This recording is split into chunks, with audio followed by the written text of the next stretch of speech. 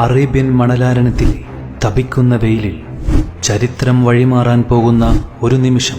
ഒരു വശത്ത് 1000-ഓളം വരുന്ന ആയുധധാരികളായ ഖുറൈശി സൈന്യം, മറുവശത്ത് വെറും 313 പേർ. കയ്യിൽ മതിയായ വാളുകളില്ല, പടച്ചട്ടകളില്ല. പക്ഷേ അവരുടെ കണ്ണുകളിൽ ഒരു ലക്ഷ്യമുണ്ടായിരുന്നു. ഈ 313 പേർ പരാജയപ്പെട്ടാൽ ഒരു പക്ഷേ ഇന്ന് ഈ ലോകത്ത് ഇസ്ലാം ഉണ്ടാകുമായിരുന്നു.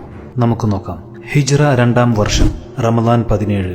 മക്കയിൽ തങ്ങളുടെ സർവസ്വവും നഷ്ടപ്പെട്ട മുസ്ലിങ്ങൾ മദീനയിൽ അഭയം തേടിയിരിക്കുകയാണ്. തങ്ങളെ ആട്ടിയോടിച്ച അബൂജഹലിന്റെ നേതൃത്വത്തിലുള്ള വൻ സൈന്യം ബദറിലേക്ക് കുതിച്ചു വരുന്നു. ശത്രുക്കൾക്ക് കുതിരപ്പടയും ഒട്ടകങ്ങളും സുഖസൗകര്യങ്ങളുമെല്ലാമുണ്ട്. മുസ്ലിങ്ങൾക്കാകട്ടെ ആകെയുള്ളത് 2 കുതിരകളും 70 ഒട്ടകങ്ങളും മാത്രം. പക്ഷേ ആയുധത്തേക്കാൾ മൂർച്ചയേറിയ ഒരു ആയുധം അവരുടെ പക്കലുണ്ടായിരുന്നു. എന്താണെന്നറിയാമോ? യുദ്ധക്കളത്തിലെ മണൽത്തരികൾ പോലും നിശബ്ദമായ രാത്രി പ്രവാചകൻ മുഹമ്മദ് നബി സല്ലല്ലാഹു അലൈഹി വസല്ലമ അള്ളാഹുവിനോട് കൈകളുയർത്തി കരഞ്ഞു പ്രാർത്ഥിച്ചു.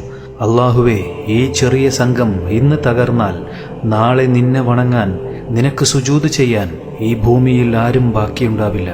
ആ പ്രാർത്ഥന ആകാശത്തിന്റെ കവാടങ്ങൾ തുറന്നു. ആ നിമിഷം ആകാശത്തു നിന്ന് ഒരു സഹായം വരാനിരിക്കുകയായിരുന്നു. അത് ശത്രുക്കളെ ഞെട്ടിച്ചു കളഞ്ഞു. യുദ്ധം ആരംഭിച്ചു. ഖുറൈശികളുടെ കരുത്തരായ നേതാക്കൾ ഓരോരുത്തരായി വീഴാൻ തുടങ്ങി. മുസ്ലിങ്ങളുടെ പോരാട്ട വീര്യം കണ്ട് ശത്രുക്കൾ വിറച്ചുപോയി. ചരിത്രം പറയുന്നു, അന്ന് ആ പോരാട്ടത്തിൽ മുസ്ലിങ്ങളെ സഹായിക്കാൻ ആയിരക്കണക്കിന് മലക്കുകളും ഉണ്ടായിരുന്നുവെന്ന്. അബൂജഹലിന്റെ അഹങ്കാരത്തിന് ആ മണ്ണിൽ അന്ത്യം കുറിക്കപ്പെടാൻ ഇനി നിമിഷങ്ങൾ മാത്രം. അവസാനം അബൂജഹലും മറ്റു പ്രമുഖരും കൊല്ലപ്പെട്ടു. വലിയ സൈന്യം ചിതറിയോടി. സത്യത്തിന്റെ കൊടി ബദറിന്റെ മണ്ണിൽ ഉയർന്നുപാറി. 14 മുസ്ലിങ്ങൾ രക്തസാക്ഷികളായപ്പോൾ അഹങ്കാരവുമായി വന്ന ശത്രുപക്ഷം തകർന്നു തരിപ്പണമായി. പക്ഷേ ഈ വിജയത്തിന് ശേഷം പ്രവാചകൻ ചെയ്ത ഒരു കാര്യം ലോകത്തെ അതിശയിപ്പിച്ചു. അതെന്താണെന്നറിയാമോ? യുദ്ധത്തിൽ പിടിക്കപ്പെട്ട തടവുകാരോട് പ്രവാചകൻ കാണിച്ച കാരുണ്യം. അക്ഷരമറിയുന്ന തടവുകാർ 10 മുസ്ലിം കുട്ടികളെ പഠിപ്പിച്ചാൽ അവർക്ക് മോചനം നൽകാം.